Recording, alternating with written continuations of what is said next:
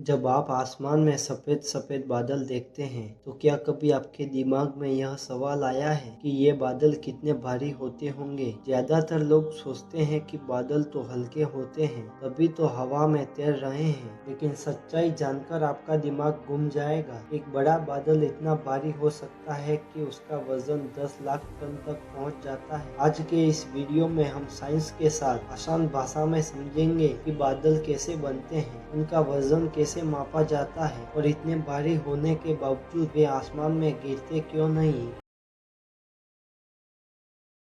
सबसे पहले यह समझना जरूरी है कि बादल कोई रुई या धुआं नहीं होता। बादल असल में पानी की बेहद छोटी छोटी बूंदें और बर्फ के कणों से बने होते हैं। जब सूरज की गर्मी से समुद्र, नदियां और झीलों का पानी भाप बनकर ऊपर उठता है तो ऊंचाई पर जाकर ठंडा हो जाता है। ठंडा होने पर यह भाप फिर से पानी की बूंदों में बदल जाती है और इन्हीं बूंदों से बादल बनते हैं। एक बादल में अरबों खरबों पानी की बूंदें होती है जो मिलकर उसे विशाल बना देती है।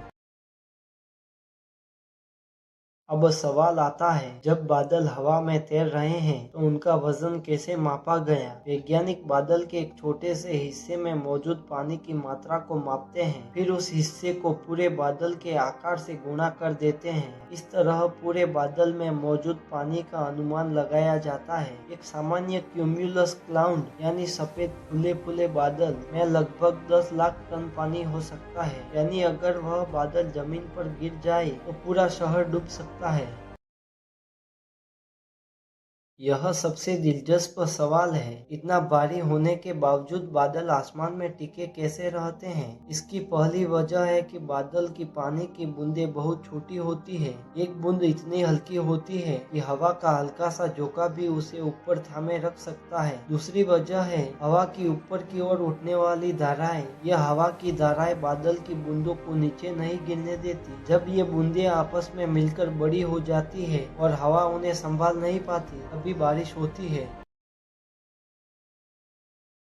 बारिश तब होती है जब बादल की छोटी बूंदें आपस में टकराकर बड़ी बूंदें बना लेती है। जैसे जैसे बूंदें बड़ी होती जाती है उनका वजन बढ़ता जाता है। एक समय ऐसा आता है जब हवा का सहारा खत्म हो जाता है और पानी की बूंदें जमीन की तरफ गिरने लगती है। यही प्रक्रिया बारिश कहलाती है। यानी हर बारिश हमें यह याद दिलाती है कि ऊपर तैरता हुआ एक भारी बादल अब अपनी ताकत हार चुका है। हर बादल का वजन एक सा नहीं होता। छोटे बादल कुछ हजार टन, बड़े क्यूम्युलस बादल 10 लाख टन तक, तूफानी बादल इससे भी ज्यादा भारी। तूफानी बादल वही होते हैं जिनसे भारी बारिश, बिजली और ओले गिरते हैं।